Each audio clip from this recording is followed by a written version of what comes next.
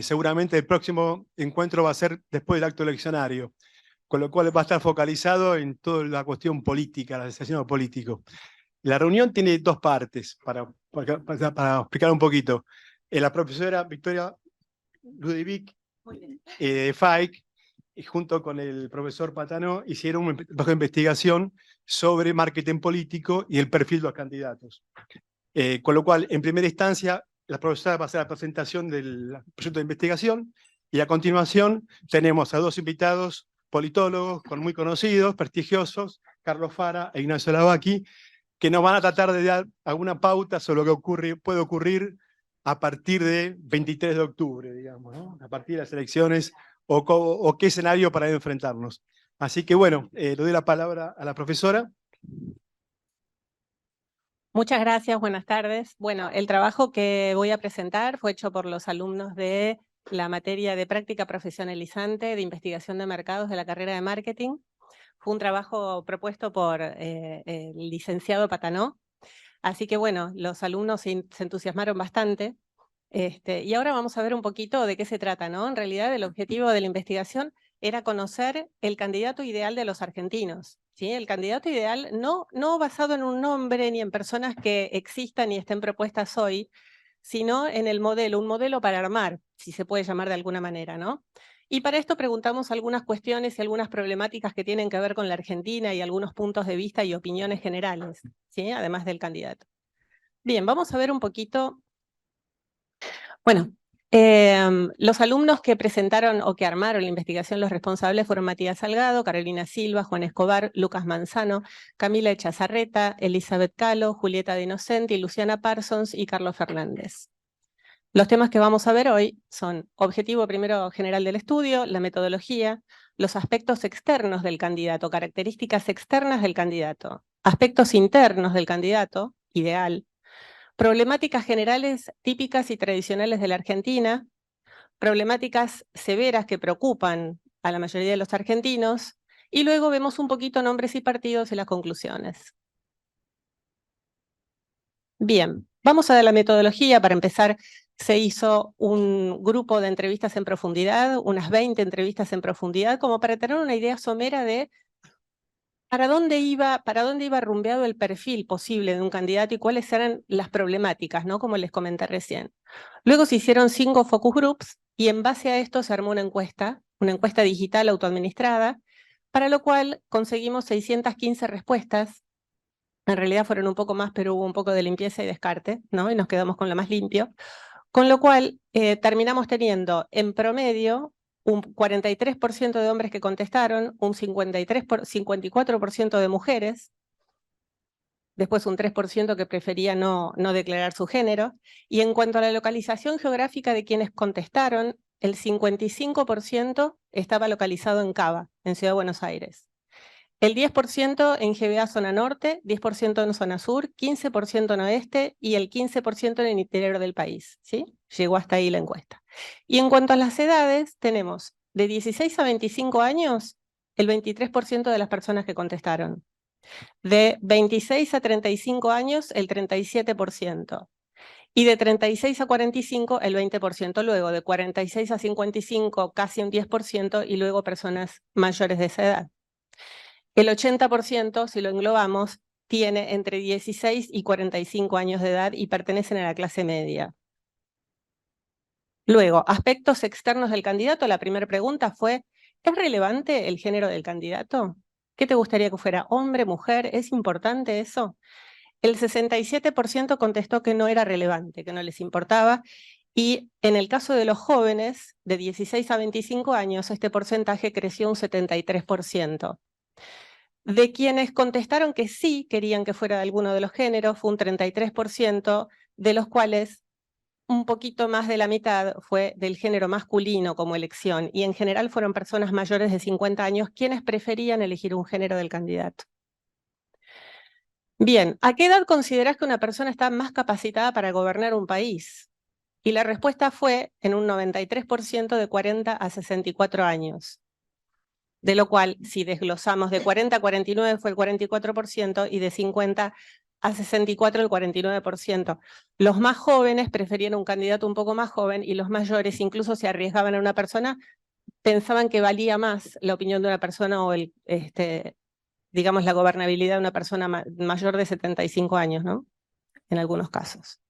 El 82% prefirió que fuera de clase media cuando se preguntó de qué nivel socioeconómico preferían que fuera el candidato. En este caso, en Cava y GBA Oeste, el porcentaje de nivel socioeconómico medio ascendió al 85%, y en el interior del país hubo un 17% de personas que preferían que sea de nivel socioeconómico alto. Preguntamos en relación a la forma de vestir del candidato, ¿qué preferían? Y el 39% eligió un estilo formal. Aquí, en este caso, en el caso de los jóvenes, un 49% prefiere un estilo formal, lo cual nos sorprendió. Bien, ¿es importante o no es importante que el candidato tenga experiencia? El 89% dijo que sí. Sin embargo, el 56% prefirió que tuviera hasta 5 años de experiencia, porque más experiencia declaraban en la pregunta abierta que en realidad podía tener vicios, ¿no? de la actividad, justamente. Bien, en cuanto a la religión, ¿te interesa la religión del candidato? ¿Es importante que tenga alguna religión? No me interesa, 81%. De lo cual, un 10% eligió que fuera ateo específicamente, y en cuanto a la religión católica, eligieron un 5%. En el caso de jóvenes de 16 a 25, el índice bajó un 3%. O sea, es importante esto porque tiene injerencia, digamos, el Estado con la religión católica, entonces... Bien, en cuanto a la educación, ¿qué educación o experiencia sería importante que tuviera este candidato para liderar eficientemente a la Argentina? El 74% vinculó la educación del candidato con la economía. Que sea economista, declararon un 47%. Que sea experto en negocios y comercio exterior, 23%. Y empresario, 4.5%. Luego, en relación a los aspectos internos, características de personalidad del candidato. Preguntamos polaridades, ¿sí? 74% eligió que sea comunicativo y extrovertido versus reservado y reflexivo. Preguntamos si lo preferían conciliador y prudente o frontal y directo, y el 57% prefirió conciliador y prudente. Y entre cálido y emocional o frío y analítico, el 59% eligió cálido y emocional. Luego, entre estricto y tolerante y firme y flexible, había 50 y 50 de disputa, con lo cual no hay una tendencia. Bien. En cuanto a las virtudes, ¿qué 3 virtudes elegirías que tenga un candidato? Y allí se armaron diferentes jueguitos y grupos de virtudes en las cuales les dábamos como opción para elegir que fuera empático, eficiente, con propuestas inteligentes, carismático, dialoguista, honesto y responsable. El 79% en ese grupo de elecciones eligió la honestidad como una virtud primordial. Hay mucha preocupación con eso. Luego, en cuanto a una de las características que tuvieran que ver con valores, la mayoría eligió que tenga conciencia social, además de que tenga valores demostrados y que sea una persona justa y trabajadora. Pero básicamente el 60% quiere un líder ético. Hay mucha preocupación con la ética, básicamente. Y en cuanto a habilidades, ¿qué habilidades no deberían faltarle a ese candidato? Que conozca la problemática argentina y mundial fue la que más salió. En segunda instancia, que tenga buen manejo de crisis. Y luego que sepa rodearse de los mejores y que pueda consensuar con otros frentes políticos. ¿Cuáles son los peores defectos que puede tener un candidato? Bien, el 71% mencionó la corrupción como un defecto intolerable. Como opciones les habíamos dado, de acuerdo a lo que salió en entrevistas en profundidad y en focus group: maleducado, falto de soluciones, mentiroso, cínico, corrupto, sin condiciones de líder, autoritario y desconectado de la realidad. De todos los grupos, ¿no? El 71% fue la corrupción lo más fuerte. Bien, y vamos a ver problemáticas generales de la Argentina, problemáticas típicas y situaciones típicas y discusiones típicas. Primera pregunta: ¿la salud pública debe ser gratuita? El 77% no está de acuerdo en que la medicina sea gratuita para no residentes de la Argentina. Para no residentes, sí. Para argentinos, gratuito, pero no residentes deben pagar un bono, lo eligió el 45%. Solo para argentinos, 32%, y gratuito para todo el mundo, solamente el 23%. En cuanto a la universidad, misma pregunta, ¿debería ser gratuita para todo el mundo? Para argentinos debería ser gratuito, pero para los no residentes debería haber un pago de bono, un 41%. Si sumamos todos los que no están de acuerdo con que sea gratuita la universidad, el 73% no la quiere gratuita para no residentes. ¿Sí? Para argentinos sí, para no residentes no. Hay mucha preocupación con que no pagan sus impuestos y entonces bien, ¿no? Lo que ya sabemos. Después, en cuanto a la policía, ¿qué estilo de policía quiere el encuestado, ¿no? Y se hicieron varias preguntas en relación a represión con pistola taser, educación civil sin represión policial, represión estilo mano dura. Bueno, el 59% prefiere una fuerza policial sin armas o con pistola taser, 59%. Sin embargo, hay un 19% que reclama fuertemente mano dura. Hay mucho enojo. Luego, ante la pregunta de ¿es correcto que los legisladores se estipulen sus propios sueldos? El 86% contestó que no está de acuerdo con que los legisladores definan sus propios sueldos. Solamente un 4% dijo que sí y un 10% que no lo sabe.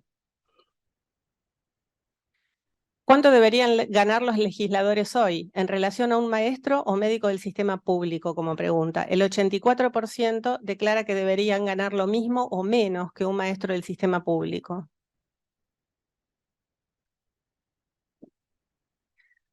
Luego, ¿y qué profesiones deberían ganar como mínimo lo que hoy gana un legislador? Médicos y personal de salud, 59%. Derechos laborales, bueno, en relación a paros y huelgas, todos deberían tener derecho a huelga, el 66% contestó que sí. Acá coincidió la fecha de la encuesta, que fue la última semana de junio, con la situación de Jujuy, la represión por huelga de Jujuy, con lo cual creemos que esto estuvo un poquito condicionado, ¿no? En ese sentido. Pero quienes no deberían o tendríamos reparos en que hicieran huelga, salud pública, educación y transporte público, un 11%. En cuanto a servicios públicos,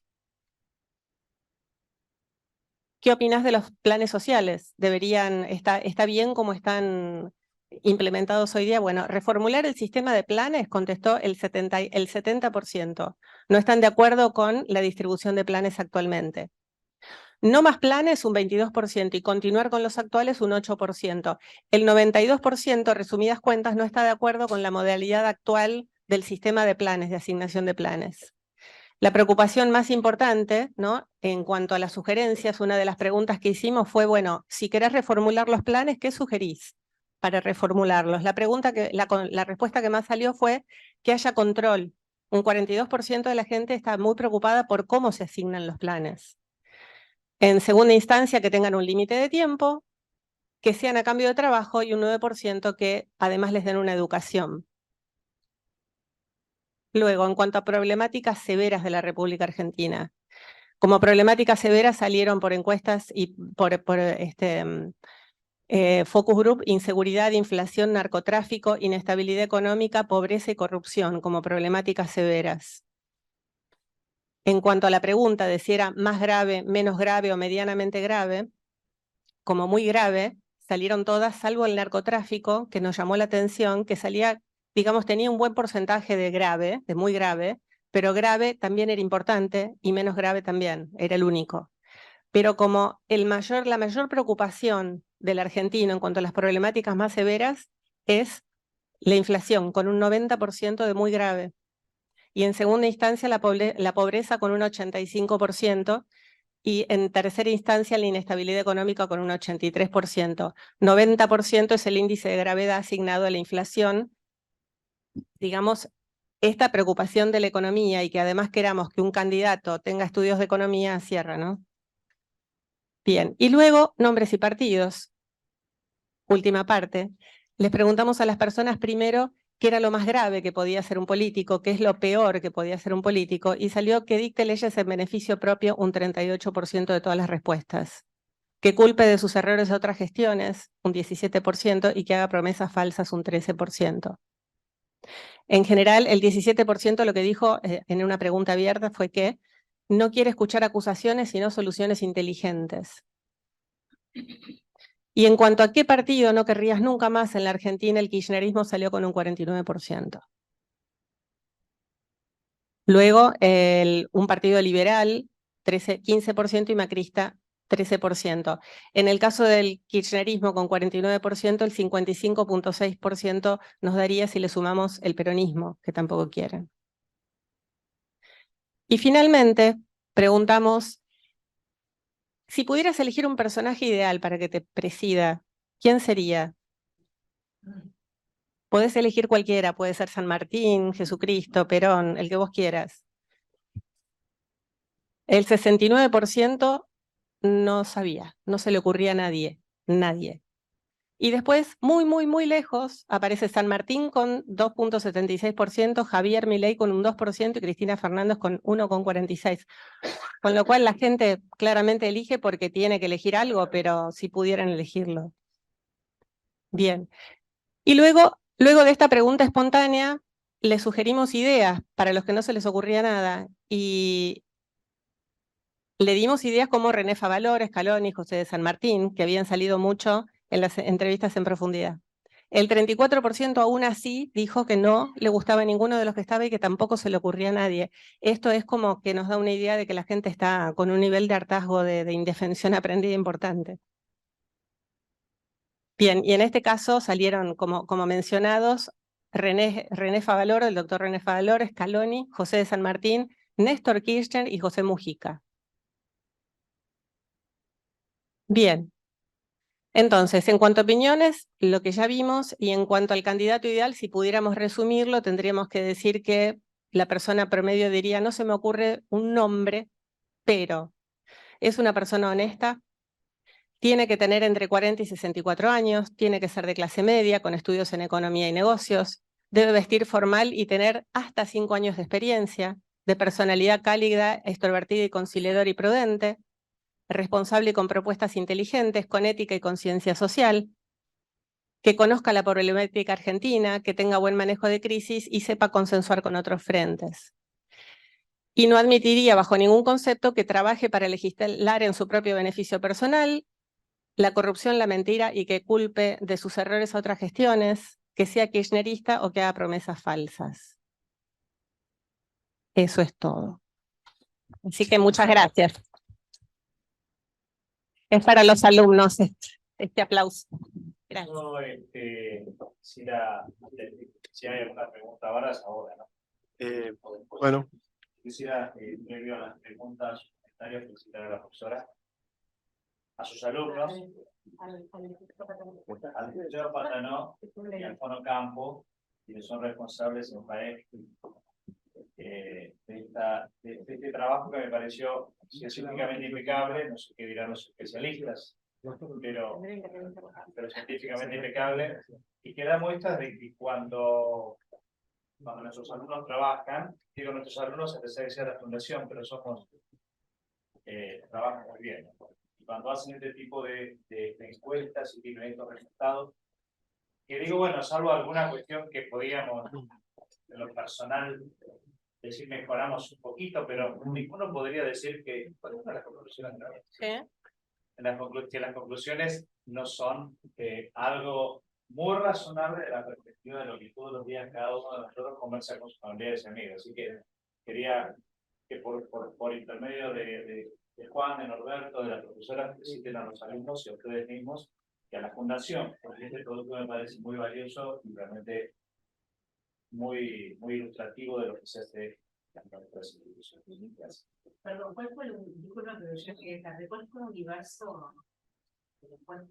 Al principio está el universo de la encuesta. 615 casos. ¿Dónde? ¿En qué área? Ahí va, ahí está la presentación. Aquí. ¿Se ve? 615 encuestados. De clase media. Ajá. De entre 16 y 45 años de edad, 43% de varones, 54% de mujeres, 55% de cava, y después entre un 10 y un 15% GBA más un 15% de interior. Cuando preguntaron por los partidos, por ejemplo, el kirchnerismo y el Sí, Estado, sí. y había en el menú y otras opciones. Estaban, Había un otros. otros, pero estaba por ejemplo Sí. Unión Cívica Radical. Sí, claro, está ahí, salió. Ahí te muestro si quieres verlo, pero muy chiquitito salió de la USAR. Ahí, un 1%. Contestó que no querría nunca más a la USR, con lo cual no están tan mal. No, autoadministradas online.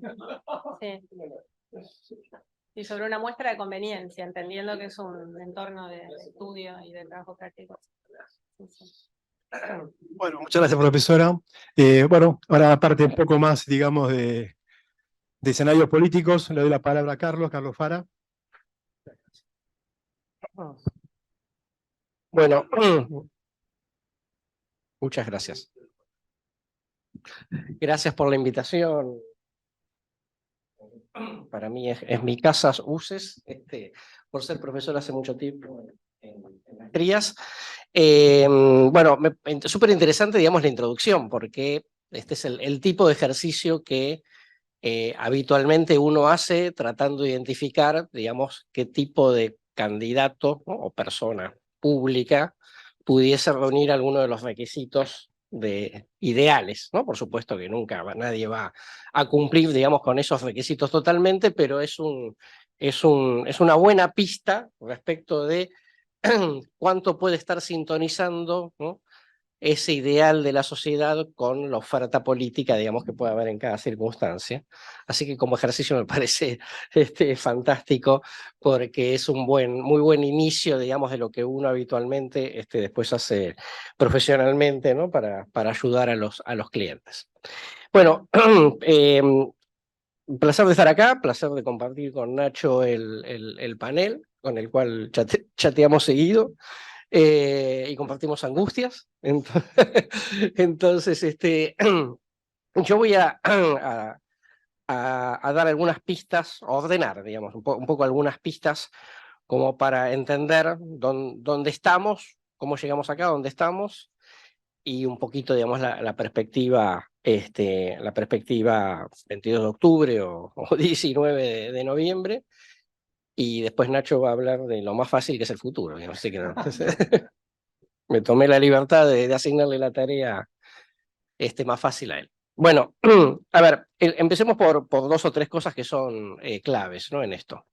La primera es, Argentina llega a esta situación electoral con un detalle inédito, por lo menos desde el 83, que son 3 gobiernos seguidos que terminan con balance negativo, ¿no? Con lo cual, independientemente de los resultados o de las consideraciones objetivas o que cada uno pueda hacer, digamos, en términos de opinión pública, son 3 frustraciones o 3 fracasos, ¿no?, de la expectativa popular, para 3 gobiernos que fueron 2, digamos, elegidos con un porcentaje muy amplio, ¿no? 54% Cristina, 48% Alberto, después, digamos, Macri fue a la segunda vuelta, pero bueno, son 3 situaciones que llevan a, no solamente, digamos, que son una referencia de un poco algo de lo que estaba, digamos, que está buscando la sociedad, ¿no?, que mostraba el estudio, y además, digamos, totalmente correlacionado con indicadores, bueno, hoy tuvimos el indicador de pobreza, inflación, no sé, cualquier indicador socioeconómico que uno quiera adoptar, digamos, obviamente eso tarde o temprano está percibido por la sociedad, y que también implica, digamos, que Argentina en suerte de estancamiento de 10, 11 años,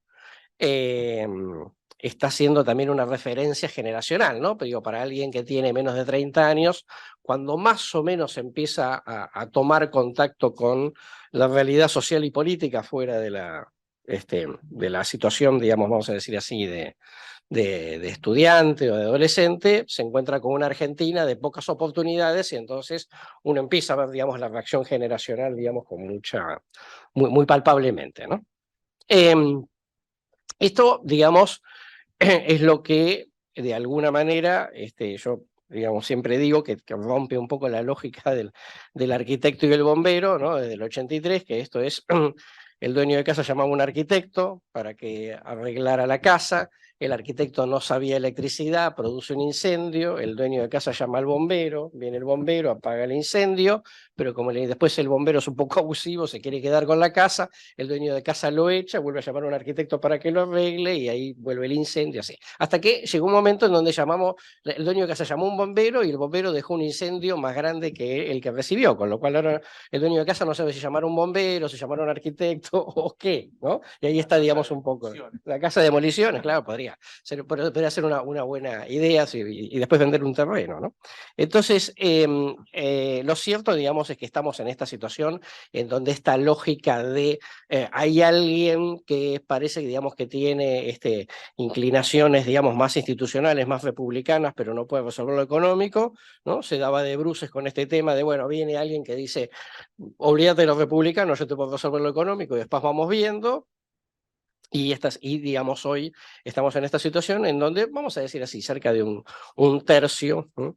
Que hace mucho tiempo, ¿no? Que no quiere entrar en la grieta, ¿no? En la grieta kirchnerismo-antikirchnerismo, y que obviamente, digamos, es un crítico del statu quo, ¿no? Ahora, tampoco es la mayoría de la sociedad, digamos, en ese sentido, ¿no? Obviamente.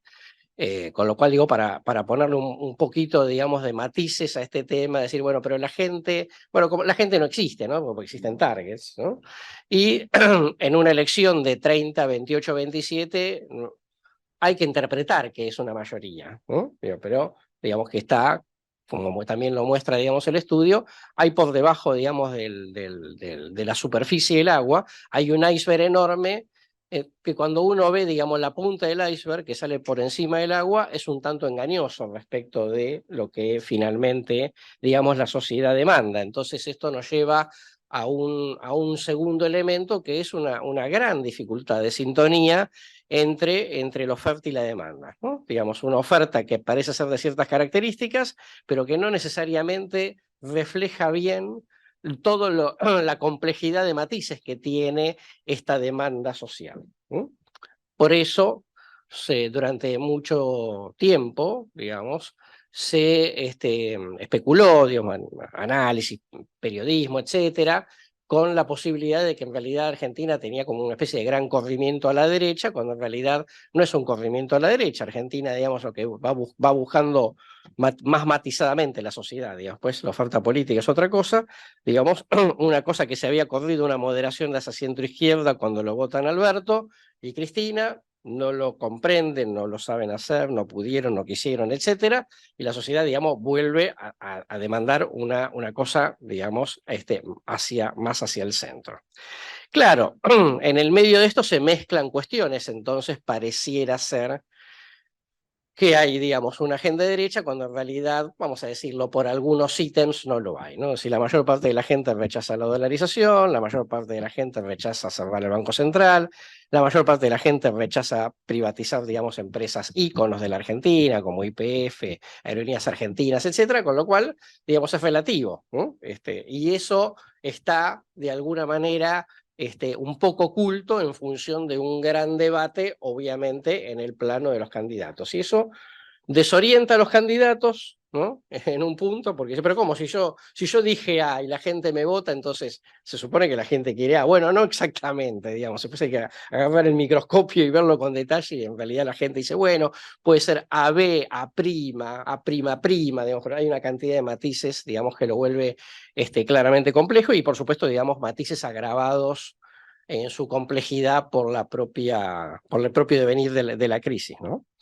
Entonces, el tercer factor que me parece, digo, con lo cual, digo, la discusión no hay que plantearla en términos de corrimiento ideológico, digamos, sino sobre todo en función de cansancio con un statu quo, ¿sí? Que quedó claro.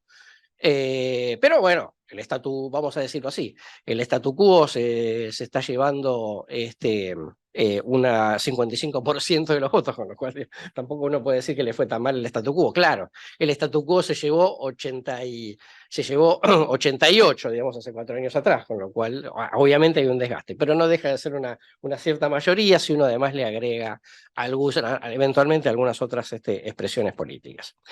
Sí. digamos, el tercer factor que me parece importante de marcar es de vuelta la cierta tentación, ¿no?, de asimilar esta crisis desde el punto de vista del clima social con el 2001, ¿no? Cuando en realidad, digamos, el 2001 es una sociedad que explota, una sociedad muy movilizada, con mucha energía, digamos, que busca, ¿no?, digamos, los bancos, las privatizadas, etcétera, o los bancos por razones obvias, digamos, como algún enemigo visible contra el cual ir a golpearle la puerta. Y esta vuelta es una sociedad, digamos, sin energía, ¿no? En parte es un fenómeno mundial, hay algunos especialistas que lo describen muy bien respecto de sociedad, digamos, desahuciada, ¿no? Sociedad con angustias, con miedos, con incertidumbres, no con broncas y enojos, ¿no? Y de hecho, la verdad es que el nivel de movilización social, teniendo en cuenta, digamos, que hay, teniendo en cuenta el mal humor, es relativamente bajo, salvo cosas como muy organizadas, digamos, ¿no? Conflictos sindicales, conflictos sociales, etcétera, pero no hemos tenido en todo este proceso hace mucho, ya nadie se acuerda si hay un cacerolazo, un banderazo, un aplausazo o lo que sea. No está. La gente no tiene ganas, no, considera que no va a ninguna parte, digamos, es una expresión que no va a ninguna parte y no tiene energía para explotarlo, con lo cual es más una sociedad implotada que explotada. Esto presenta toda una, no solamente una novedad, pero por un lado una confusión, decir la gente tiene bronca, bueno, yo lo mediría, digo, porque la verdad que hace meses que la gente no me dice que tiene bronca, dice que está impotente, infeliz, con incertidumbre, con angustia, sin futuro, pero eso no es bronca y enojo, digamos, no está, bueno, más allá, digamos, de que después piense que hagan falta cambios, digamos, profundos. Pero no solamente, digamos, hay una confusión, digamos, produce una confusión respecto de qué es lo que tiene que hacer la política, ¿no?, los candidatos para interpretar eso, ¿no? Y sobre eso, digamos, me parece que hay como mucha discusión, digo, porque uno dice, bueno, pero Patricia Bullrich dice orden y hay que acabar con el kirchnerismo, y entonces Milei dice grita y viva la libertad carajo, y entonces ¿cómo que? Y eso juntan votos y ¿cómo que no hay expresión de bronca? Bueno, de vuelta, ¿no? Digamos, ojo con esta, digamos, cuestión en donde yo cuando voy a la mesa de votación agarro lo que tengo, ¿no? No agarro un papel y preciso mi demanda, ¿no? Yo le decía recién a Pepe, digo, uno no agarra la boleta de Patricia Bullrich y dice, sí, pero por favor, Patricia, no ponga tanta mano dura. O no agarra la boleta de Milei y dice, sí, pero por favor no diga malas palabras, o no sea, no tenga posiciones tan extremas. No, es la boleta de uno o la del otro, que no representan los matices, es la boleta, son dos cosas distintas. Esto produce confusión en parte, digamos, de la dirigencia política, a todos los confunde y utilizan categorías viejas, digamos, para analizar lo que le pasa a la sociedad, que es una sociedad, obviamente, que está con otros parámetros, y que también, digamos, lleva a pensar que la demanda de cambio es una, cuando en realidad, digamos, la demanda de cambio es bastante difusa, ¿no? Y eso nos lleva, digamos, a una cuestión de decir, claro, la enorme mayoría de la gente, inclusive los votantes de masa, también quieren cambio, no es que dice está todo bárbaro, ¿no? También quieren cambio. Claro, porque obviamente, digamos, el tema es, bueno, ¿qué hacemos con este nivel de inflación, con este nivel de pobreza, con este nivel de informalidad laboral, etcétera, etcétera? El tema es qué cambio, y ahí es donde la sociedad está muy fragmentada respecto a sus matices de cuánto cambio hay que hacer. Y en qué sentidos, ¿no? No es sencillo interpretarlo y por lo tanto, digamos, también es difícil expresarlo políticamente, porque este estado de ánimo, que no es el estado de ánimo de la explosión, es un estado de ánimo ¿qué le tengo que decir frente a un público que se siente sin energía y desahuciado, ¿no? No es la misma manera, digamos, que cuando alguien lo podía interpelar a la sociedad, sobre todo, digamos, finales de 2001 y buena parte de 2002. Entonces, frente a esto, lo que efectivamente hay es una complejidad social con un sistema de valores que claramente está cambiando, y que definitivamente, digamos, hay un malestar con el statu quo, y hasta acá, digamos, de alguna manera llegamos en cuanto a los aspectos, las pistas más centrales de esta discusión. Obviamente, digamos, cuando uno empieza, digamos, a mirar sobre todo los principales actores, diría, bueno, entonces, ¿qué es lo que pasa con Milei, ¿no? Y Milei, fundamentalmente, digamos, cuando uno ve el mapa de calor del voto, se encuentra, digamos, con un personaje que ha tenido, digamos, su mejor elección en sectores medio bajos y bajos, digamos, ¿no? Por lo tanto, no una competencia clara de Juntos por el Cambio, claramente en votantes más por debajo de los 40 años, mientras que Juntos por el Cambio va de los 40 años para arriba. Un público, digamos, muy poco politizado y muy poco ideologizado. Digamos, el 30% de Milei no es un público libertario, es un público que quiere futuro. Con lo cual, digamos, digo, acá eligió a Milei, podría haber elegido otra cosa, pero bueno, digamos, las coordenadas culturales históricas, digamos, se dieron por ese lado. Con lo cual, no estamos frente a una discusión ideológica, estamos frente a una discusión de quién genera, digamos, una expectativa disruptiva con respecto a la clase política del statu quo, y que, digamos, es bastante elemental en sus categorías básicas, por así decirlo, ¿no? Digamos, al final es trabajo, quiero cobrar un sueldo, si estoy en blanco, genial, y dame opciones de progreso. Y después no entra, digamos, no se mete con la fórmula de la solución, ¿no? Se mete con el objetivo, obviamente. Desde ese punto de vista es un público que uno podría decir, al final del camino, va a ser un público pragmático, digamos. Si Milei fuese presidente y, bueno, si cierra o no el Banco Central, si después dolariza o no dolariza, si es con casta o sin casta, yo, digamos, votante de Milei, lo busca fundamentalmente para que resuelva situaciones, no para que los resuelva de determinada manera.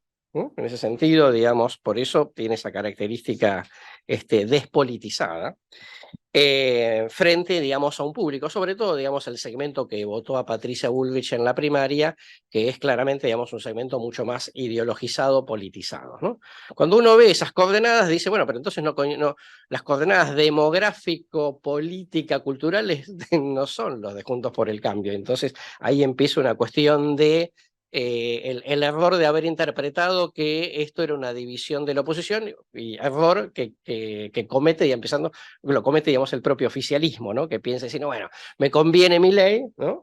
Cuando en realidad Milei le terminó generando un dolor de cabeza porque, muy concreto, digo, es la primera vez después de 78 años en donde aparece un personaje que le disputa voto a voto en el sector más popular de la Argentina, sobre el cual, digamos, suponía que el peronismo tenía monopolio, ¿no? Cultural, y que sin Estado, ¿no?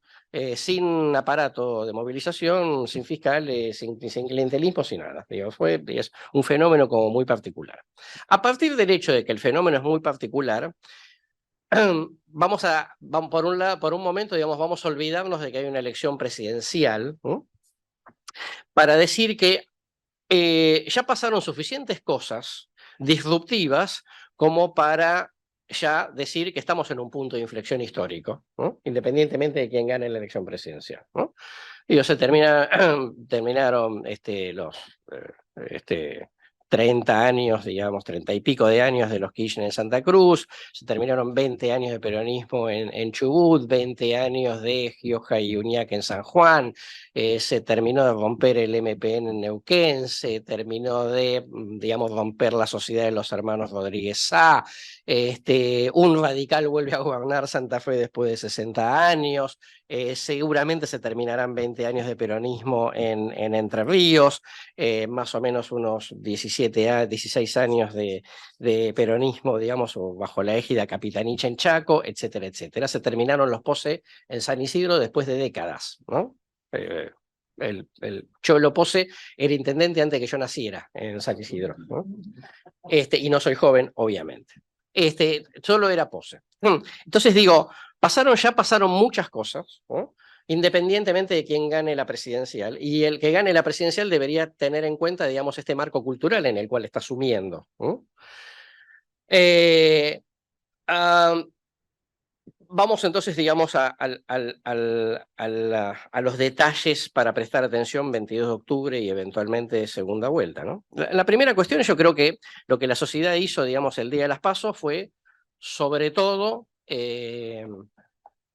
alinear la gatera de 3 prácticamente, ¿no? 30, 28, 27, como para decir, bueno, ahora muéstrenme qué tienen para ofrecer, tanto en términos de propositivos como en términos de atributos de liderazgo, ¿no? Eso, obviamente, acá el estudio, digamos, interpretaba una cantidad de detalles muy interesantes en ese sentido. Ahora están en un proceso, 10 semanas de prueba, vamos a decir así, ¿no? Ya pasaron 7, ¿no? Mañana entramos en 3 semanas antes de la elección. Entonces, desde ese punto de vista, yo diría, me parece que vamos a seguir en una foto de suficiente fragmentación como para pensar de que efectivamente lo más probable es que tengamos de vuelta un balotaje. Y que ahí, vamos a decir así, todos los 3 principales tienen algunos elementos de beneficio, digamos, y de desventajas para encarar esta situación, ¿no? Milei tiene de ventaja el hecho de haber salido primero, porque eso, digamos, primero fidelizó mucho ese 30%, ¿no? Es un 30%. De los 3 segmentos principales es el más entusiasmado, ¿no? Porque en teoría sueña que tiene el próximo presidente. El electorado de Massa dice, bueno, ojalá que sea Massa, pero va a ser difícil. Y el electorado de Patricia Bullrich dice, y está complejo, razonablemente está complejo. Entonces, digamos, el primer valor, digamos, de Milei es que efectivamente solidifica su 30%, genera un contagio sobre gente que no fue a votar, ¿no? Porque ya no es testimonial, digamos, no es que no fui a votar, digamos, porque no sabía si finalmente valía la pena. Bueno, ahora parece que vale la pena y eso, digamos, genera un clima. Se instala un sentido común, ¿no? De que parece que Milei va a salir de vuelta primero. Hay probabilidades matemáticas concretas, digo, pero instala esa situación. Y el público que se quedó en la casa, que generalmente es un público más despolitizado, poco ideologizado, etcétera, etcétera, es un público que coincide más con el promedio de votantes de Milei que cualquiera de los otros 2, ¿no? Con lo cual ahí tiene digamos, una posibilidad. Otra posibilidad lo tiene en que efectivamente todo el voto de cambio, ¿no? Pide cambio, o sea, vamos a decir, no que no va a votar el oficialismo en esta elección, piense que, bueno, el voto útil, digamos, sea efectivamente correrse por ahí a Milei, que a Patricia le gustaba, pero que, en fin. Una Patricia que creo que efectivamente termina de consolidar todo el voto de Juntos por el Cambio, digamos, yo no creo que va a haber poco voto, en principio, digamos, de Rodríguez Larreta que no se encolumne Juntos por el Cambio. Un votante de Larreta que va a votar a Bullrich, no con gran entusiasmo, pero bueno, le tiene mucho miedo a Milei y por supuesto, digamos, rompiendo un poco, digamos, ese supuesto sin evidencia empírica de que hay un votante de Rodríguez Larreta que se podía correr a Massa. Ese votante de Rodríguez Larreta quería cambio, piensa que Massa, digamos, es la continuidad, Alberto, Cristina, etcétera, con lo cual, digamos, se le escapa, es una marginalidad estadística. Bullrich tiene la ventaja de poder pensar que hay una especie de tanque de reserva de votos entre los que no fueron a votar, algunos votaron en blanco, etcétera, gente que votó otros partidos, porque efectivamente hasta entre que se creó Cambiemos en 2015 hasta el 2019, tenemos situaciones en donde a Juntos por el Cambio le fue mejor en la elección general que en las PASO, porque, digamos, absorbe una cantidad de gente menos politizada. Claro, esto era pre-Milei, ¿no? La etapa pre-Milei, por un lado, y por el otro lado porque en el 21, en la legislativa, los dos coaliciones sacaron más votos, ¿no? Sacaron con más porcentaje, comparado, digamos, las PASO con la general, pero proporcionalmente creció más el Frente de Todos que Juntos por el Cambio. O sea, medio como que hubo algo de la situación que se invirtió. ¿Por qué? Bueno, porque el peronismo, digamos, ajustó clavijas en cuanto a la movilización en la elección general, y entonces esa elección de 40-30 en las PASO se convirtió en un 42 a 34. Si los dos subieron, digamos, pero proporcionalmente, digamos, la diferencia de chicos. Con lo cual ahí uno dice, bueno, es una situación distinta también. No, el tanque de reserva ya no está tan claro para Juntos por el Cambio, pero, digamos, puede aspirar a eso.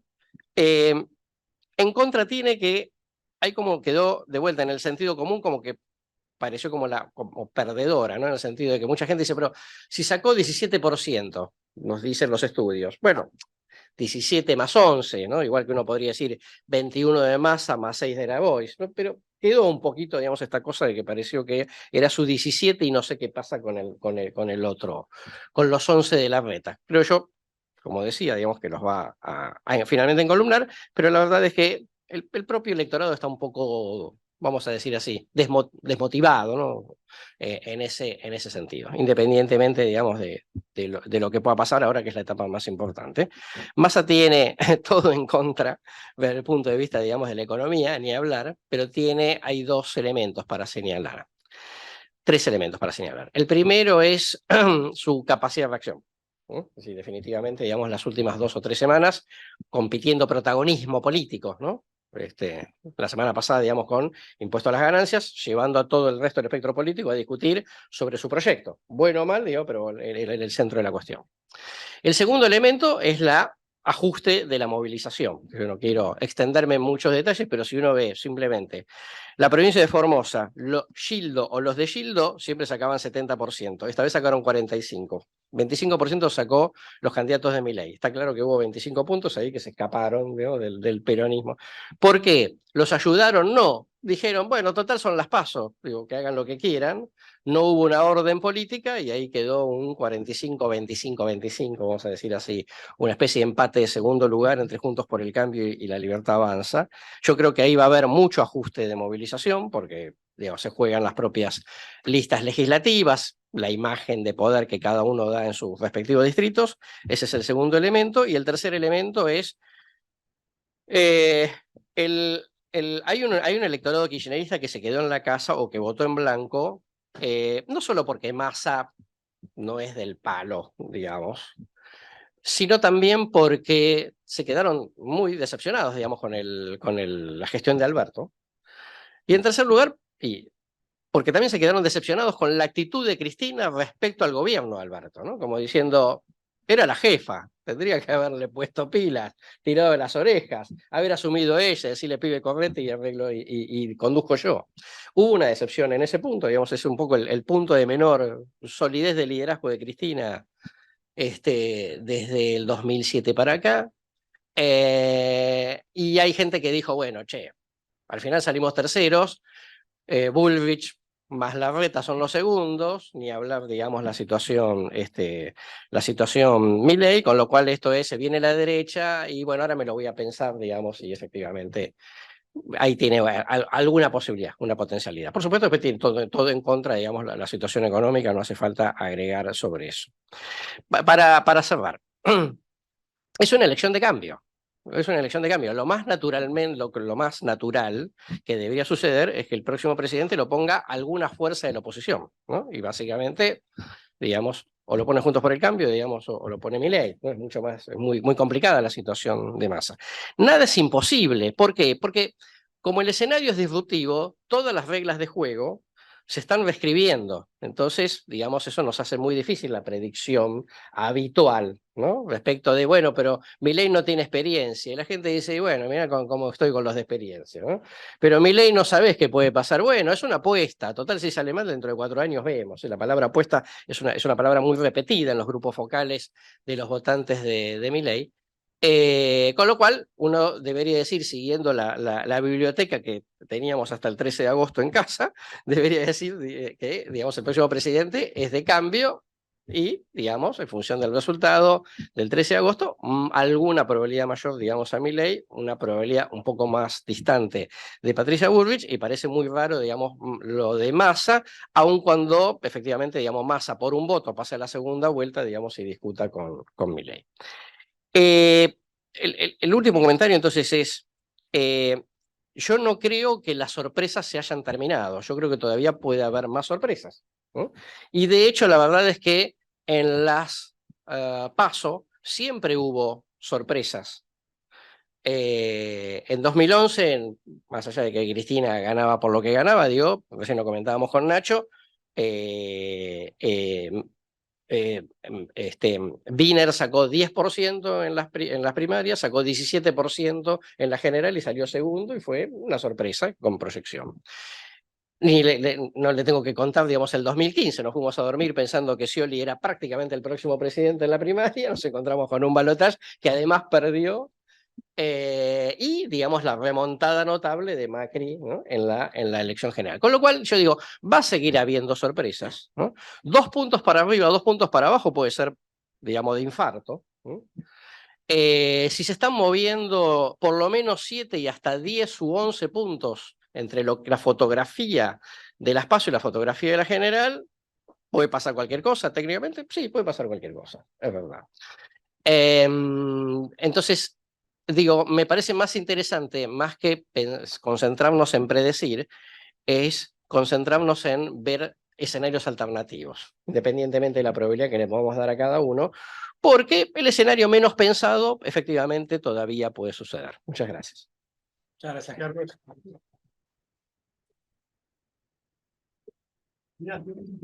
Perdón, ¿puedo hacer una pregunta? Bueno, buenas tardes. Muchas gracias por la invitación, Fernando. Para mí un gusto estar acá. A ver, yo voy a tomar como punto de partida estas conclusiones de Carlos. Sí, yo creo que hay espacio para sorpresas. Si uno mira los números de las PASO, lo que ve es que entre el primer espacio más votado y el tercero hay 630.000 votos de diferencia aproximadamente, un poquito más. Que la participación fue muy baja para lo que es nuestro estándar histórico, 70,5% del electorado.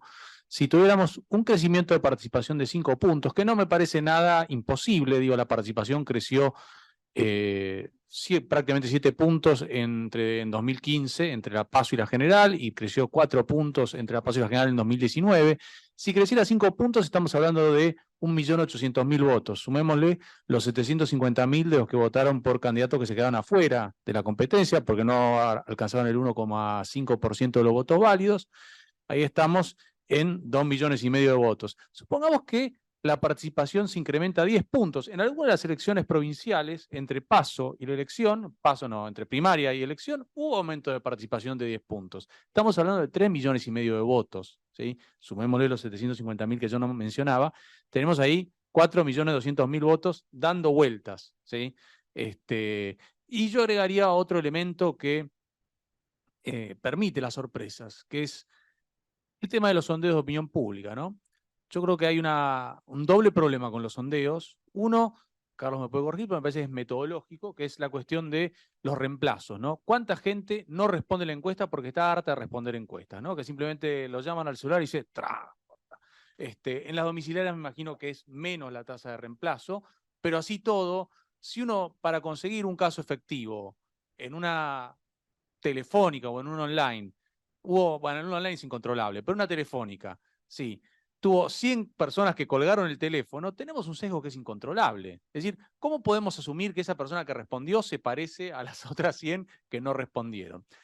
Fuera de eso, hay otro problema. Yo acá voy a defender a los encuestadores y diría que tengo más bien mi problema con los periodistas, que es, en el pasado los medios contrataban a alguna encuestadora, o por lo menos los grandes medios, para informar, ¿no? Y decían, bueno, estas son las tendencias, ¿no? Eso es lo que pasa, por ejemplo, en un país que es mucho más difícil de relevar el territorio, que es Perú, ¿no? Digo, el comercio lo contrata a Ipsos, o Perú 21, que es el grupo del comercio, que la contrata a Ipsos, la República, que es el otro medio gráfico más relevante, contrata a Wadatum o contrata al Instituto de Estudios Peruanos. Y la verdad es que no se ve la dispersión en cuanto a los resultados que uno ve acá, ¿no? Porque digo yo, acá es como una cosa, digamos, ya cómica, por no decir trágica, ver que alguien dice, no sé, 38% tiene, no sé, Juntos por el Cambio, 25% tiene más, y al revés también hay, ¿no? Entonces uno dice, bueno, ¿cómo es esto, no? Y entonces, ¿por qué yo cargo las tintas sobre el periodismo? Porque en otros países, por ejemplo, cada encuestadora, cuando difunde públicamente un sondeo, tiene que decir quién lo contrató. Ahí hay un estándar ético que el periodista no está cumpliendo, que es decir, bueno, básicamente, yo no publico algo si ustedes no me dicen quién pagó esta encuesta. No me parece mal que alguien como encuestador y consultor de campaña, difunda los datos que quiera si eso le sirve para mejorar la posición de su cliente. Me parece totalmente válido. Lo decía Manuel Mora de Araujo en el Poder de la Conversación. Sí, no está comprobado que difundir encuestas con números trucados mejore la situación de un candidato. No hay evidencia empírica que lo avale. Pero si al cliente le gusta, y bueno, el cliente siempre tiene la razón. Ahora, el periodista es diferente. Tiene un estándar ético que es decir, bueno, yo no voy a publicar cualquier cosa y después al día siguiente de la elección ponerme a llorar, otra vez fallaron las encuestas. ¿No? A mí me tienen cansado. Las encuestas no son un bien público.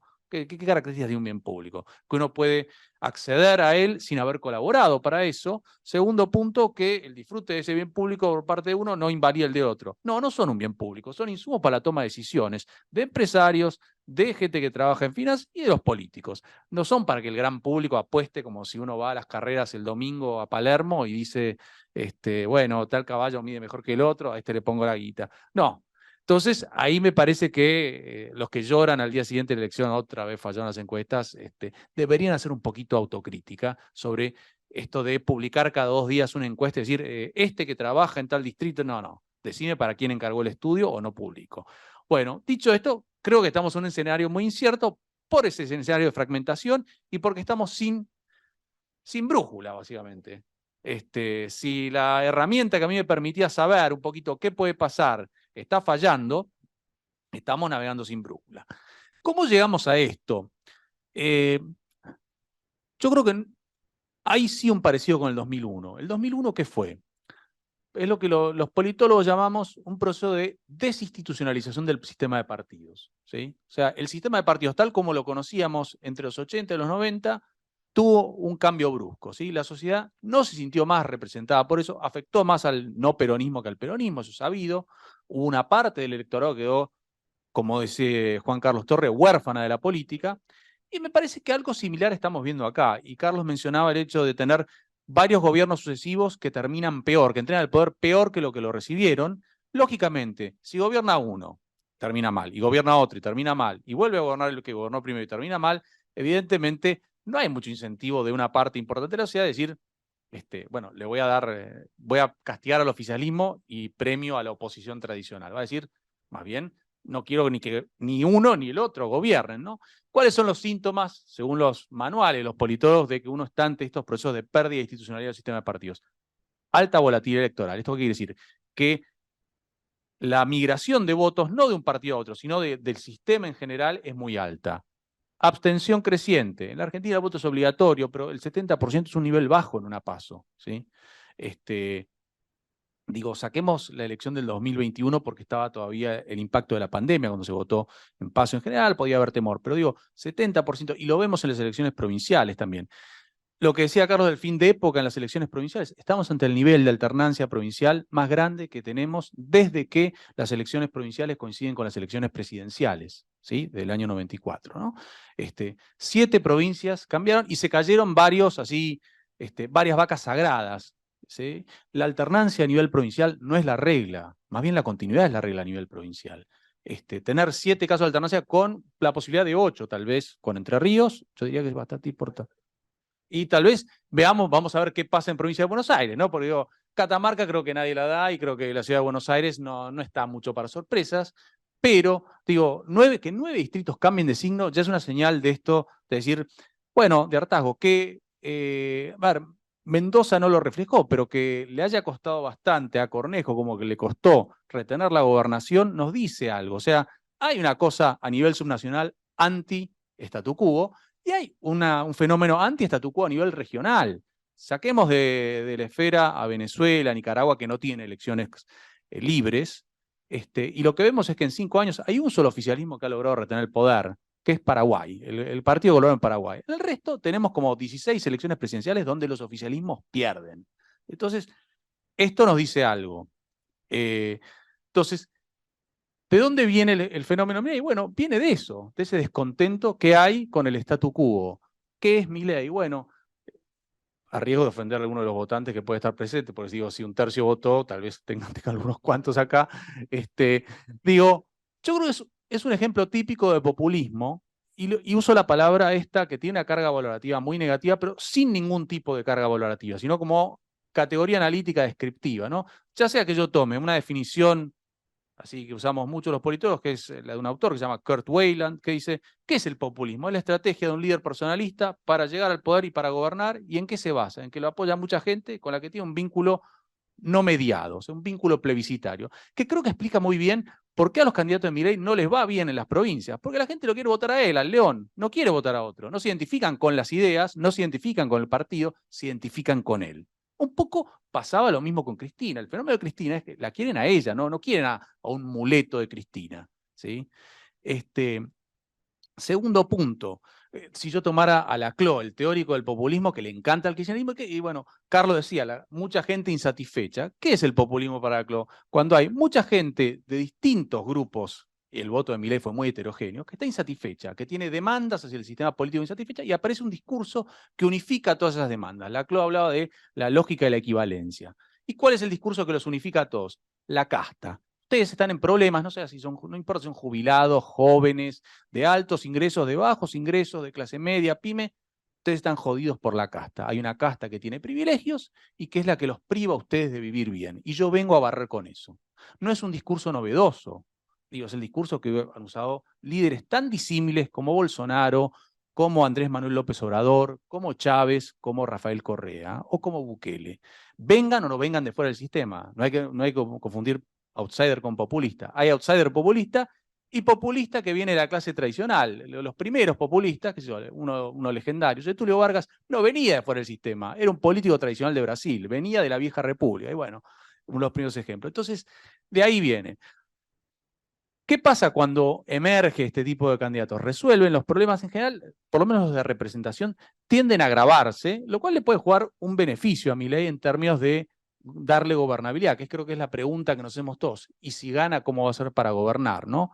El triunfo de un candidato de estas características en general supone un desafío en términos de gobernabilidad y a veces un desafío en términos de gobernabilidad democrática, que es que suben al poder, si ganan, con un discurso refundacional y un discurso en contra del statu quo y las instituciones existentes.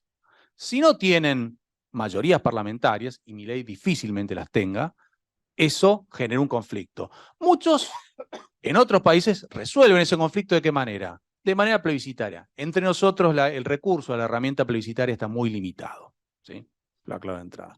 Entonces, esa es la gran pregunta. ¿Cómo va a gobernar? Entonces, uno diría, y voy a encarar con Milei primero y después voy a cerrar con los otros dos, cómo harían para gobernar, y con la demanda de la sociedad. Entonces, ¿cómo va a ser para gobernar? El simplismo nos dice que alguien en la Argentina puede gobernar con decreto de necesidad de urgencia y con consulta popular. Bueno, eso el que busque por esa vía, en 6 meses se va a estar despidiendo, ¿sí? Los presidentes que tienen escudo legislativo débil en América Latina terminan mal. Muchos, más de 20 presidentes no han terminado el mandato. ¿Qué características tienen los presidentes que no terminan el mandato? Debilidad en el legislativo, ¿sí? Y pérdida de popularidad. Y uno dice, bueno, pero si ganó es popular. Sí, pero la popularidad es variable. Digo, Guillermo O'Donnell en un texto clásico llamado La democracia legislativa decía, los presidentes que tratan de gobernar a espaldas de la sociedad y del Congreso, es decir, de manera verticalista, creyéndose que son sabios, en general les terminan mal, porque pasan de la omnipotencia a la impotencia. Y cuando van a buscar al Congreso, el Congreso los está esperando con el cuchillo entre la boca, ¿no? Lógicamente. Entonces, esa opción a mí me parece bastante riesgosa. La otra es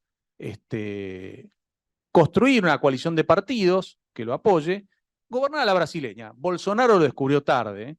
En la segunda mitad del mandato agarró y transó con esos que para él eran prácticamente el demonio, que eran el Centrão, un grupo de partidos brasileños que no tienen ideología, que son bastante corruptos, pero que son los dadores seriales de gobernabilidad en cualquier coalición brasileña. Y queda una opción ya más riesgosa, que un poco del discurso de Milei se desprende, que es, bueno, mi plan es dolarizar, mi plan es cerrar el Banco Central, no existe la demanda por eso, pero a veces la oferta puede crear la demanda. ¿Y cómo la oferta crea la demanda? Y bueno, muy simple. Milei lo ha dicho que en el primer reportaje que dio en TN, después de las PASO, dijo, yo no sé si Alberto Fernández va a terminar su mandato, ¿sí? ¿Por qué? Y porque esto va camino a una crisis económica. Él advirtió sobre el riesgo de hiperinflación y cuando le preguntan, ¿y qué desata la hiperinflación? Y bueno, un hecho político que coordina las expectativas de todos los agentes. ¿Y qué es ese hecho político? Lo dijo después en otro reportaje en La Nación Más. Bueno, tal vez la derrota del oficialismo. O sea, Es un poquito la réplica, si uno, para usar la frase de Marx sobre la farsa y la tragedia, es la farsa de la tragedia del 89, ¿no? Cuando ganó Menem y generó las condiciones que llevaron a la transferencia anticipada del poder, con una delegación fuerte de poder a través de la delegación legislativa, que es algo que la Constitución contempla, o sea, una ley ómnibus, en el caso de Menem fueron dos, la ley de reforma del Estado y la ley de emergencia económica, ¿no? Y que esa crisis genere la demanda de dolarización y de cerrarme el Banco Central. Es bastante riesgoso ir por ese camino. Las opciones de gobernabilidad de los otros, bueno, Milei, como dije, no tendría ni siquiera un tercio del Congreso, y un tercio es importante, porque el tercio es lo que te protege del juicio político, y el tercio es lo que, por ejemplo, te permite superar una insistencia legislativa frente a un veto presidencial. Sin un tercio es bastante complicado. Suponemos que Patricia Bullrich o Sergio Massa el tercio lo tendrían, con lo cual ya ahí ya tienen bastante, no es poco. Si se repitieran los resultados de los pasos, juntos sería la primera minoría y perdería bastantes senadores, eso sí, pero tendría alguna chance de gobernabilidad en lo legislativo. ¿Dónde se le complicaría? En la calle. ¿Por qué? Porque el no peronismo tiene un problema histórico con las organizaciones que administran la protesta social, ¿sí? Y las organizaciones que administran la protesta social tienen mucha más tolerancia frente a la medida de ajuste cuando el que gobierna es el peronismo, con el que tiene una relación de afinidad histórica, ¿no? Entonces, ejemplo, a Alfonsín le hicieron 13 paros generales, a Menem, que solo le faltó vender las centrales nucleares, le hicieron 3, 4 paros generales. Entonces, y esa es la ventaja, yo diría que en términos de gobernabilidad tendría Massa. ¿Cuál es la desventaja? La desventaja, bueno, por ahí un poco de la que tienen los gobiernos peronistas, que no tienen la credibilidad inicial del mercado, por ejemplo, y el mercado tiene un peso importante en el próximo gobierno, ¿no? Entonces, y para cerrar, acá hay un tema, ¿no? La sociedad tiene una demanda muy fuerte, ¿no? Resuélvanme la inflación, ¿sí? Irónicamente, la sociedad votó de una manera que lo complica todo para resolver el problema de la inflación. ¿Por qué? ¿Qué requisitos básicos para resolver el tema inflacionario? Desde el punto de vista de la economía política, digo, uno, tener un buen diagnóstico y un buen plan, cosa que los últimos dos gobiernos no tuvieron, yo creo. Segundo punto, bueno, hay que tener un buen equipo, cosa que creo que en el caso donde pareciera estar más evidentes, en el caso de Juntos por el Cambio, los otros dos casos están como uno lo pone en duda, esto del diagnóstico y el equipo. Podría estar, el equipo se puede construir de un día para otro. Y después el tema de, justamente, bueno, aplicar un plan de estabilización tiene costos iniciales, ¿no? No me voy a poner a ser de economista, pero hay que corregir muchos precios relativos, hay que de alguna manera salirse del cepo de manera lo menos traumática posible, pero nadie cree que el primer año sea un tránsito fácil, más bien va a ser un tránsito bastante difícil. Y en ese caso uno necesita tener la muñeca suficiente para acordar algo con las organizaciones que administran la protesta social. Entonces, un elemento más, un mandato fuerte. El próximo presidente, si se repite el resultado de las PASO y inviertan el orden, no importa, va a tener un mandato débil. Porque digo, si alguien gana con el 33% de los votos, es el mandato, pues ¿qué es? El mandato es el de la primera vuelta. O sea, en la segunda vuelta es chicken o pasta, como dicen en el avión. No, me obligaron a comer esto. Bueno, no me gusta ni el pollo ni la pasta, soy, qué sé yo, no diría vegano, porque basta pueden comer los veganos. Pero digo, no me gusta ni una cosa ni la otra, soy celíaco y no me gusta el pollo. Y bueno, estoy obligado a optar. Entonces, el mandato real es el voto de primera vuelta. Una elección fragmentada es una elección sin mandato social, más que la vaguedad de resolver la inflación. Con lo cual ahí tenemos todo un problema. Así que bueno, creo que ese es el gran dilema que vamos a enfrentar. Muchas gracias.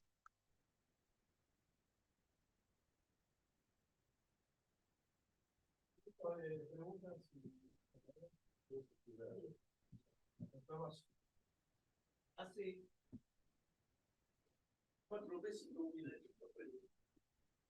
Es imaginable, por lo que ustedes han visto, que los votantes de la Reta van a votar a Bullrich, porque los otros están muy encapsulados, este está muy partido. ¿Qué es lo que les dice a ustedes los analistas? Un poco lo que te contaba, ¿no? es un voto de cambio, un poco a regañadientes, porque está claro, digamos, que la discusión se tensó mucho, ¿no? El voto de Larreta quedó un poco fastidiado con Macri, porque Macri jugó, digamos, fichas dentro de esa primaria, ¿no? No se mantuvo, digamos, como el padre de familia, ¿no? Pero es absolutamente cierto, digamos, que al final tiene más, vamos a decir así, dentro de las diferencias, tiene más denominadores comunes con el votante de Patricia que con los otros, eso es de ya. Y te diría, viste que son de esas situaciones que no está tan claro a dónde irían. Si no, pues, si no votaran a Patricia, ¿a dónde irían? ¿No? Insisto por este tema de Milei les da miedo, les parece muy extremo, imagínate, Patricia ya era un poquito extrema dentro de la propia primaria, imagínate Milei. Y Massa, digamos, es una cosa sobre la cual, digamos, no tienen nada que ver en términos de la interpretación de Massa como continuidad de Alberto, de Cristina, etcétera, etcétera, ¿no? Es decir, digo, creo que al final lo va a encolumnar en su gran mayoría, ¿no? Sí, tenías. Sí, hay algo que no entendí, puede ser que haya cálculos matemáticos que ratifiquen una réplica de los resultados de las PASO, es decir, a Milei como triunfador. Creí entender eso en tu exposición. Aprovecho porque Sí. si querés preguntar. No, básicamente lo que dije es, como pasa habitualmente, es la gente tiende a pensar que el resultado de la primaria es la base de proyección para el resultado de la general. ¿Ok? Lo cual no significa que eso suceda, ¿eh? Digo, es lo que la gente imagina que puede llegar a pasar. Sí, pero entendí que había algo más, algún herramienta objetiva. No, para nada, no. Respecto a las encuestas, yo creo que la difusión de las encuestas es perniciosa en varios sentidos, pero bueno, no importa mi opinión acá. Si te pregunto, yo soy periodista y creo que es cierto, hay conductas de periodistas y básicamente de los medios que no son la misma cosa, objetables, falta de responsabilidad, etcétera, etcétera. Pero me preocupa mucho lo que vos dijiste, porque yo interpreto que no hay ninguna encuesta que no sea sesgada, porque si hay que ver quién la pagó, significa que las encuestas tienen un resultado cantado en función de quién las está financiando antes de que sea. Es decir, todas desde esa perspectiva, todas las encuestas son truchas.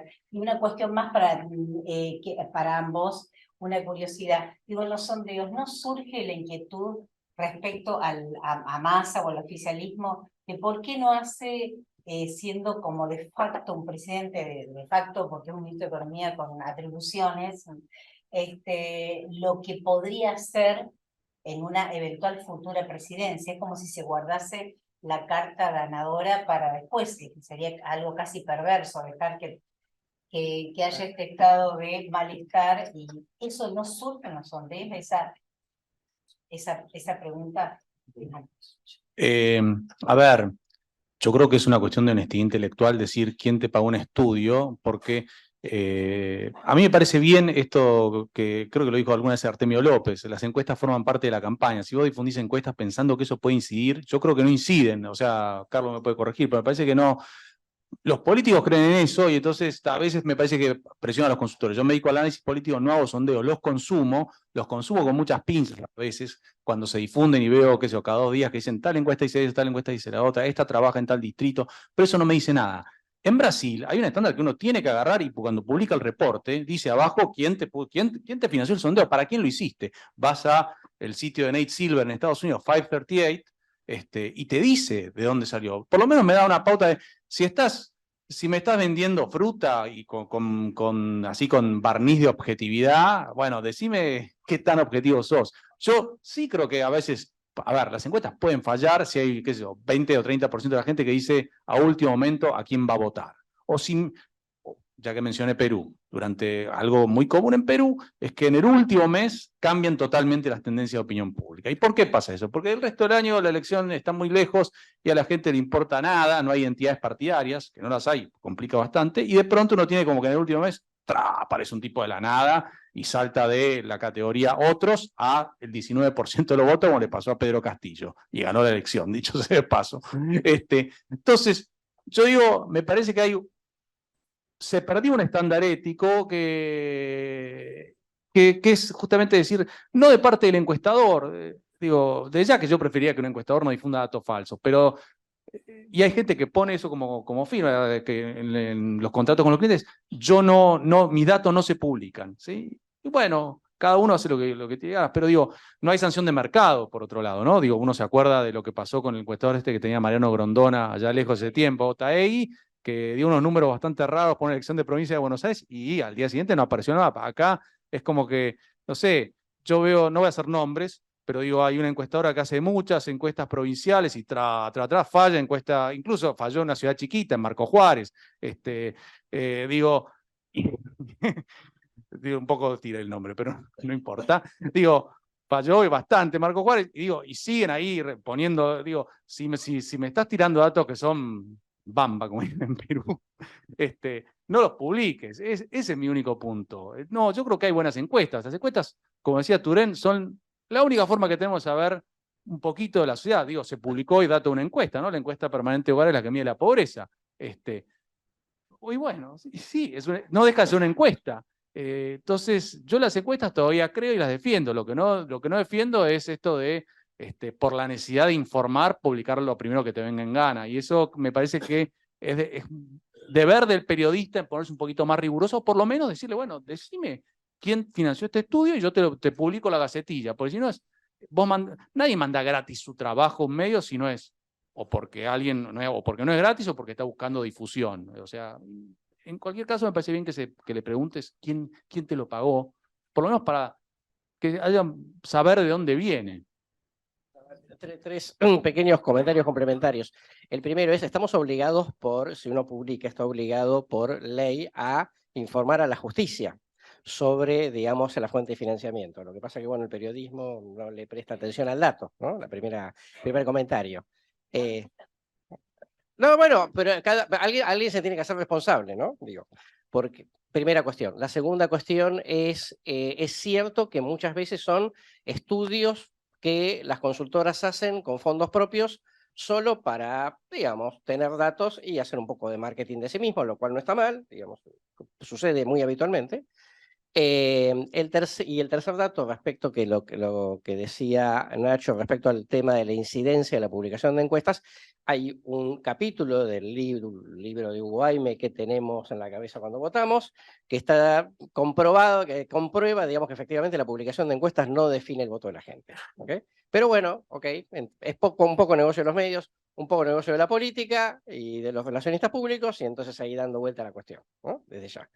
Y tu otra pregunta tenía que ver con... Si los sondeos no surgió ese planteo respecto a cómo el actual... sí. Bueno, eso es un planteo, obviamente, de los que no votan a Massa, digamos, o sea que no es un... Yo estaba pensando en los votantes de Massa. No, porque el votante de Massa está muy bien reflejado en el spot de Massa, ¿no? Los argentinos tienen con qué, tienen con quién. Que esto es, agarró el fierro caliente, lo agarró el último momento, está haciendo lo que puede, le dejaron un desastre. Cuando él tenga las manos libres va a poder poner las soluciones en marcha. Eso es lo que cree su electorado y está bien reflejado en el spot. Gracias. Quería volver sobre el punto de la construcción de gobernabilidad de Milei, porque parecería que Milei tiene muchas posibilidades de ganar la elección. Diste tres posibilidades: o que se provoque un hecho traumático antes, o que quiere gobernar por decreto de necesidad de urgencia y plebiscito después, y no tiene escudo legislativo y se produce inexorablemente un hecho traumático después, o intenta construir poder con lo que hay, con lo cual también parece difícil porque el peronismo puede acompañar y traicionar como lo hace habitualmente. También lo podría hacer Juntos por el Cambio, pero me parece que no es lo que está buscando. Por lo tanto, los tres escenarios son de conflicto social grave e interrupción del mandato presidencial. ¿Es así? Bueno, no hay nada inevitable, ¿no? Yo lo que diría es en términos de probabilidades. A ver, es una creencia común y que es errada, esto de se puede gobernar por decreto si uno tiene minoría en el Congreso. La verdad que el DNU no se puede usar para ciertas cosas. No se puede usar para impuestos, no se puede usar para modificar legislación penal, leyes de partidos políticos o legislación electoral. La consulta popular, cuando la convoca el presidente, es no vinculante y con sufragio no obligatorio. Y aparte de eso, hay ciertos temas que no pueden ser objeto de consulta popular, como por ejemplo todos aquellos que tienen mayoría grabada según la Constitución, o sea, la reforma de la Constitución, la reforma de la coparticipación, reforma de la ley del Ministerio Público, el Consejo de la Magistratura y podría seguir, y los que tienen una Cámara como iniciativa exclusiva, o sea, que tienen que entrar sí o sí o por el Senado, como la coparticipación, o por diputados, como los impuestos, ¿sí? Entonces, ahí hay bastantes limitaciones. Los DNU, por otro lado, tienen que ser revisados por el Congreso. La legislación que regula los DNU la hizo Cristina cuando era senadora y establece algo bastante cómodo para el Ejecutivo, que es que con una Cámara sola puede cambiar el statu quo, o sea, modificar leyes. Lo cual yo creo que es cuestionable ante la justicia, de hecho está cuestionado, cuestionado por la asociación de ASIC, se llama la ONG, sí, exacto. Cuestionado en el 2007, 2008, 2007, que fue cuando, ahora digo, uno dice, bueno, está cuestionado y ahí está, duerme el sueño de los justos, como lo dormía el Consejo de la Magistratura, que otro proyecto de la senadora, en ese momento, Cristina Fernández de Kirchner, que 14 años después la Corte Suprema se acordó que estaba judicializado y dijo, bueno, es inconstitucional. Y uno diría, bueno, ¿es realmente constitucional que el presidente pueda modificar leyes con el apoyo de una sola Cámara, cuando modificar leyes tiene que hacerse a través del Congreso y todo lo que dice el artículo 91, inciso 3, que solamente en circunstancias extraordinarias, etcétera, etcétera? Bueno, entonces me parece una fórmula peligrosa apelar al DNU y a la consulta popular. Aparte, las consultas populares muchas veces salen en el sentido contrario de lo que uno espera. Fíjense un ejemplo comparado. Este año hubo elecciones regionales en Ecuador, ¿sí? El presidente Lasso, que está de salida, dicho sea de paso, creía que podía disimular un mal resultado en las regionales y municipales, metiendo 8 preguntas en referéndums que eran medio obvias. Es como decir, no sé, ¿quiere ganar más plata? Sí, obvio que quiere ganar más plata. Y las perdió, ¿sí? Las 8 preguntas que eran medio de temas así como muy urgentes para la sociedad ecuatoriana, como puede ser la inseguridad y demás, y lo perdió. O sea, el Brexit salió mal, o sea, fíjense, Boric no fijó el referéndum constitucional del año pasado, pero se le terminó convirtiendo en un referéndum sobre su propia gestión. Y podría dar ejemplos así como miles de años atrás. Los militares uruguayos en la dictadura que hicieron un referéndum para cambiar la constitución, les salió mal y se tuvieron que ir negociando, pero se tuvieron que ir. O sea, puede fallar. Entonces, problema. La otra es esta de generar, que la oferta genere la demanda de gobernabilidad, y entonces una réplica de lo de Menem. Pero, digo, eran otras condiciones las de Menem, ¿no? Digo, Menem es el único, hasta ahora, peronista que ganó una interna realmente competitiva, ¿sí? Con lo cual tenía el liderazgo. 2, había partidos políticos que tenían liderazgos capaces de disciplinar legisladores. Por eso a Menem le pudieron votar las leyes de emergencia económica y reforma del Estado. ¿Tenemos eso hoy? No, yo creo que no. La votación del presupuesto 2021 lo mostró como un grupito de legisladores de Juntos por el Cambio bastante exaltados llevaban a rechazar el presupuesto, y como un grupito dentro del Frente de Todos llevaba a no querer negociar nada. Entonces, me parece que no hay eso, y lo vimos en la votación del acuerdo del FMI, como un grupo importante, legislador del Frente de Todos, dijo, no, yo esto no lo voto. Entonces, no lo tenemos tampoco. Yo tendría mucha cautela a la hora de tratar de replicar las condiciones que permitieron que Menem tuviera esa enorme delegación de facultades. Gobernar a la brasileña, que no es a la brasileña, es como se gobierna en Colombia, como se gobierna también en Chile, y en todos los países donde el presidente no tiene mayorías parlamentarias, que es el presidencialismo de coalición. Porque la otra alternativa es, que yo no la mencioné, es cada vez que mandas una ley, armar la mayoría ad hoc. Tiempo y plata. Eso, digo tiempo y plata, pero no lo digo tiempo y plata de corrupción. Tal vez corrupción, pero simplemente si no hubiera corrupción de por medio, el toma y daca con cada legislador para llegar hasta los 129 diputados puede ser demandar mucho tiempo, se desvirtúa el proyecto y te sale, digo, si la Argentina tiene un problema fiscal, me parece que se lo agrava. Bueno, por eso, la Universidad de La Boca, la Universidad de San Cristóbal y así sucesivamente, una por cada, ya ni siquiera municipio del conurbano, sino por cada barrio. Digo, me parece que la fórmula sencilla de resolver esto es el presidencialismo de coalición, ¿sí? Que es básicamente ¿qué cosa? Como dijo una vez Macri despectivamente, repartir ministerios como si fueran pedacitos de pizza para ganar apoyo legislativo, pero hacerlo de una sola vez, ¿sí?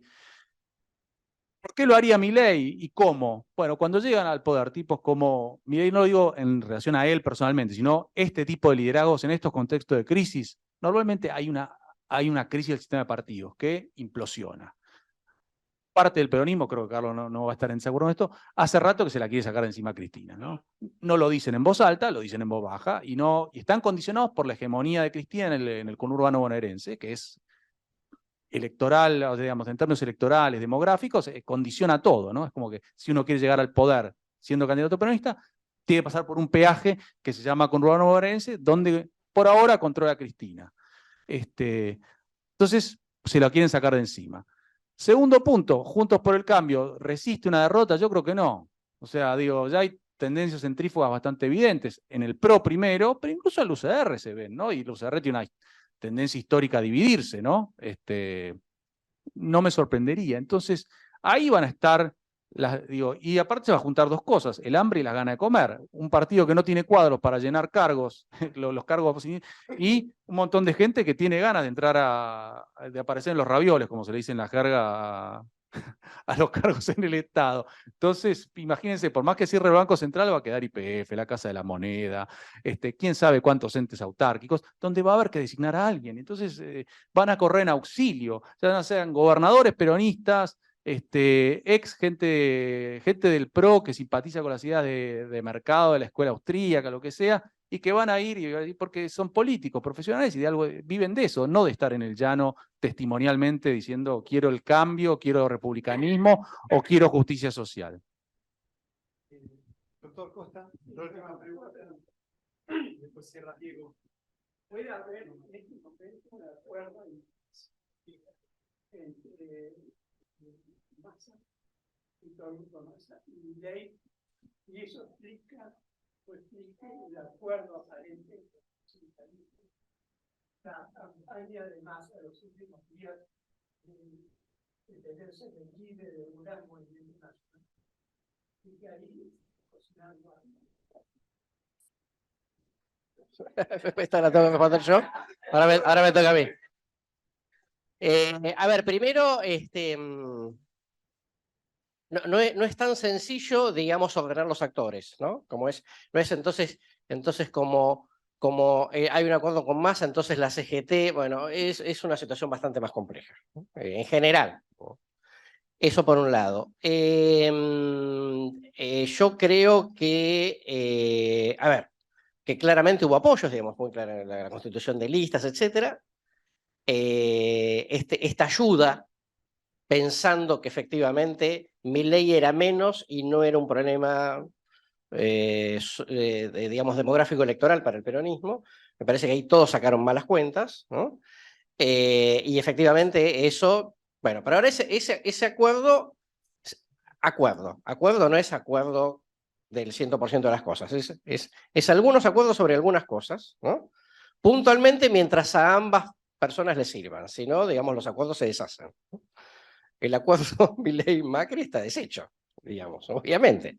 ¿Por qué? Bueno, porque Milei al final quiere ser presidente y dice, bueno, me parece que me conviene más, digo, electoralmente me conviene polarizar con Massa y entonces ¿para qué diablos? Si ya Macri no me sirve. No, es que yo te voy a acercar los cuadros. Y dice, bueno, pero por ahí el otro también me acerca los cuadros, con lo cual digo, vamos a ver qué cuadro me acerca cada uno, ¿no? Entonces digo, son todas cosas escritas en el agua, ¿no? Todo el mundo vende terrenos en la luna, y nunca viajó, digamos, ni tiene la escritura de eso. Entonces digo, yo creo que me parece que las situaciones son distintas, digamos, depende entre si hay un balotaje, entre quiénes es el balotaje. Porque en el momento, digamos, en el cual Massa entra al balotaje, Massa va a querer ganar y dice, Milei, todo lo que charlamos, mala suerte, ahora te la vas a tener que arreglar solo, ¿no? Como está pasando, digamos, el tema de ese. Ahora Milei que se consiga él los fiscales Yo le presté a algunos fiscales, digo, pero ahora no me conviene a mí, porque me saca voto, entonces anda a buscar los tuyos. Problema tuyo. Entonces, todo es relativo, digamos, a la situación. Y un comentario más que es, si Massa va a un balotaje y lo pierde, lo que Massa va a hacer es esperarlo a Milei para que se choque la calecita, como uno diría habitualmente, y ser, digamos, bueno, dentro de 6 meses vas a discutir la gobernabilidad de la Argentina conmigo. ¿Entras a un acuerdo? Sí, son todos acuerdos parciales dependiendo de las circunstancias, ¿no? Ese tema del gran acuerdo, y en definitiva, tomando lo que dice Nacho respecto de la fragmentación interna de los partidos, bueno, claro, hoy ordenar los partidos es un dolor de cabeza, ¿no? Para cualquiera.